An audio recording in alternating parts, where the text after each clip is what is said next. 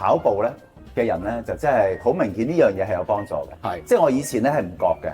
咁咧即係因為我一路都10幾年都有驗身啊嘛。咁啊跟住慢慢開始真係有跑步啊，跑馬拉松啊嘛。咁啊跟住之後咧，慢慢睇到嗰條數字咧係完全唔一樣嘅。咁一去到醫生度咧，一 body check 咧就話：咦，你係咪有做開好多運動啊？咁啊，佢即刻知嘅，因為嗰個即係頭先佢講個下壓上壓嗰個分野咧係可以好大嘅。因為同埋我而家會做咩咧？去驗身咧，會做埋個運動嗰啲心電圖啊嘛。咁啊更加就係睇呢個 figures 啦，其實基本上。咁你喺做跑步，你點解要跑步嘅？我點解跑步減肥咯？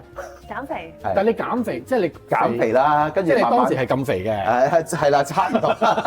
我要擺翻張相喺度。係啊，有機會可以睇我另一條片啊，我有講㗎點樣減肥。你肥嗰陣係個健康 OK 㗎？健康知嗱，因為我最主要咧，我係有脂肪肝嘅嗰陣時驗到，咁啊所以脂肪肝咧一係就節食，一係就運動，咁我就兩樣雙管齊下，咁啊所以好快9個月度咧 KO 咗個脂肪肝。